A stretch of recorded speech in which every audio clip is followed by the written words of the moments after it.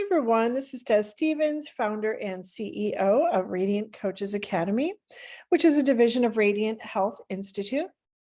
This level is about environment. It's interesting, coaching really kind of in a way led me to working with the environment. When I was younger, I was an animal rights activist, which is very much tied into the environment. I'll just give an example. The number one most effective action that any human can make for the environment's sake in terms of your single offering to do what you can do, like recycling, would be to eat less meat, which affects the environment quite a bit with the amount of water, for example, it takes to produce animal protein versus other forms of protein. So no judgment here. Sometimes just becoming a vegetarian one meal a week or playing with ideas, eating more sustainable products, things like that can really make a difference. So in our everyday life, yes, we are making political decisions with our meals, with our actions. And sometimes I get a little annoyed that, consumers are being put responsible for, are we doing enough? Are we recycling enough? Are we buying organic, whatever, and doing what we can do? But, corporations, greed, capitalism, in some cases can be really, really harmful on, let's just say, a much larger quantity. Imagine a chimney stack, a smokestack coming out of a factory and how much effect that might have on air quality versus what you're doing in your own fireplace or range or grill, on your back porch kind of thing. So just know that, yes, we want to make a difference with our everyday actions, but that coaching can sometimes come in with activism, advocacy, coaching lawmakers, educating people, which is something that coaches also do. We're also trainers, facilitators, mentors, all that, consultants, right? So we can combine our coaching with that. So I just want to tell you a quick story about how later in life I became more active with the environment. A coaching colleague of mine she's from Wisconsin, but she called me from Honduras, which is a country I love, and I spend quite a lot of time there, called me in 2016 and asked me she said, hey, do you want to go to North Dakota? Because there are some rumblings of a pipeline protest. I don't want to use the word protest, by the way. I want to correct myself here because protest sounds, it just has a tone to it like, like it's aggressive and that it's, I don't know. I'm trying to think of the better word.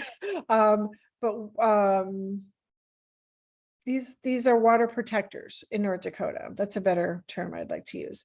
So would you like to go to North Dakota was the question. And I'll dive deeper into this in our Zooms, but as the real reason why I kind of went to North Dakota. But yes, I wanted to make a difference with the environment, with people, clean air, clean water, clean soil initiatives. And as a coach, I was just very drawn to how can I do more with my coaching. There are climate coaches now, Bioneers. It's like pioneers with a B. Bioneers is a great nonprofit that does a lot of beautiful work.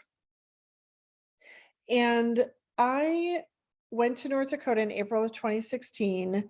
We started interviewing women primarily.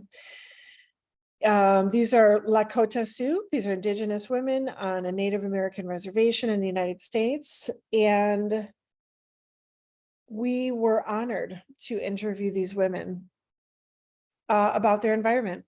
And it led to us filming for 2 years, editing for 2 years. We had a pandemic, so we couldn't actually, as a documentary, go into film festivals internationally. Like literally we couldn't go to the Venice Film Festival. So it actually forced us to sell our film to streaming services, which I think has done really well for us. We sold it to Al Jazeera, NBC Universal, which is why you can watch it on Peacock for free right now through their app. You don't need an account to do that. And DirecTV and Fuse. Fuse is how we got an Emmy nomination. So it was pretty exciting. We won the Hollywood Critics Association Award for our documentary called End of the Line, The Women of Standing Rock. Very proud to say I'm a co-executive producer of this film.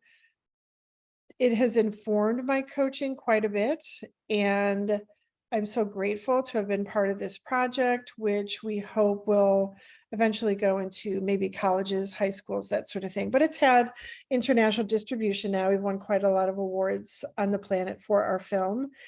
endofthelinefilm.com if you want to check out information about that. But really, I think with coaching, it can get a little confusing, like, well, how does environmental impact, activism, or advocacy have to do with coaching? Well, many of the core competencies from the International Coaching Federation focus on ethics, evoking awareness, coaching presence, sensitivities, accommodations, modifications, compassion. So we can coach activists in working in the environment. We can coach nonprofits, making them more productive. Fundraising improves, communications improve. I worked with Ethical Coach with an Ethiopian initiative. We'll talk about that in our Zooms. And I just think it's, whatever you care about, maybe it's animals, maybe it's the environment, maybe it's the soil, maybe it's clean water. But we did our film as a form of social justice, and federal court rulings were overturned after our trailer dropped in, when was that? May of, and I don't know what year that was, a couple years ago. So just know that everything that you care about can be related to coaching. Coaching can support advocacy issues, activism issues, passions that you hold. So your coaching isn't necessarily going to be separate. And maybe us in the social impact certification course can co-create, ideas around what kind of coaching we can offer to the planet. So let's say for this level, for this mission, maybe go into the community and talk about anything environmental. It can be something about your backyard, your neighborhood, your city, your region, state, province, country, continent, but just something that matters to you. Maybe drop a few sentences in there. And I look forward to us chatting more about this on our live classes. Take care for now.